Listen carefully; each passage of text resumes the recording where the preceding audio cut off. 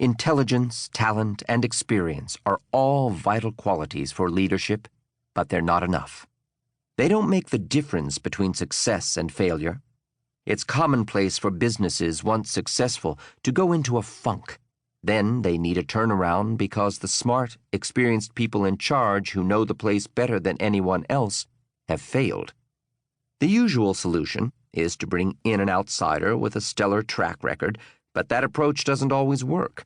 It all depends on how a leader thinks. Take the case of an American institution, J.C.Penney, where generations of Americans had shopped for almost everything for more than a century. More than a few remember it as the place your mom dragged you to buy clothes you hated in 1984. By 2011, the firm was treading water, and CEO Myron Ullman retired after 7 years at the helm. Ullman's initial years had gone well, but the recession of 2008 hit Penney's middle-income shoppers hard, and the company had been going downhill since.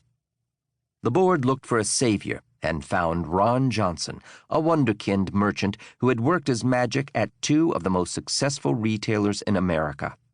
He'd made Target hip and led Apple stores as they became the most profitable retail outlets on the planet. Johnson moved quickly to create a new, trendier J.C.Penney. His vision went well beyond making the company more profitable. He wanted to graft an entirely new model of retail merchandising on old root stock. To analysts and employees, Johnson was Willy Wonka asking them to go with him on a trip through his retail imagination. Wanting to move fast, Johnson skipped market tests and staged rollouts. "No need," said Johnson. "We didn't test at Apple." Creative new floor plans divided the stores into boutique shops featuring brands such as Martha Stewart, Izod, Joe Fresh, and Dockers. Centralized locations provided places for customers to lounge, share a cup of coffee, have their hair done, or grab a quick lunch.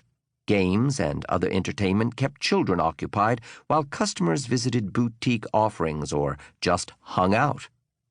Johnson quickly did away with Penney's traditional coupons, clearance racks, and sales events, part of a model that relied on inflating prices, then marking them down to create the illusion of bargains. Johnson replaced all that with everyday, fair and square prices. To Johnson's rational way of thinking, this move made perfect sense. But shopping is more of a ritual than a rational undertaking. JCP's Ron Johnson was clueless about what makes shopping fun for women. It's the thrill of the hunt, not the buying. Women love to shop, and deals are what make the game worth playing. Bargain hunting is now like playing a game, and finding deeply discounted goods on sale is part of the game. Johnson replaced much of Penney's leadership with executives from other top retailers. Many, like Johnson, lived in California, far from company headquarters in Plano, Texas. They often looked down on the customers and the J.C.Penney culture they had inherited.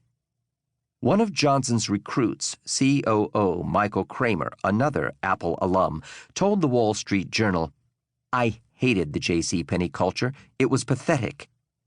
Inside and outside the company, perceptions grew that Johnson and his crew blamed customers rather than themselves as results went from bad to worse. Traditionally, great merchants such as Costco's Jim Senegal or Walmart's Sam Walton have loved spending time in their stores, chatting up staff and customers, asking questions, and studying everything to stay in touch with their business. Johnson, on the contrary, gave the impression that he wouldn't shop in one of his own stores and didn't particularly understand the people who did.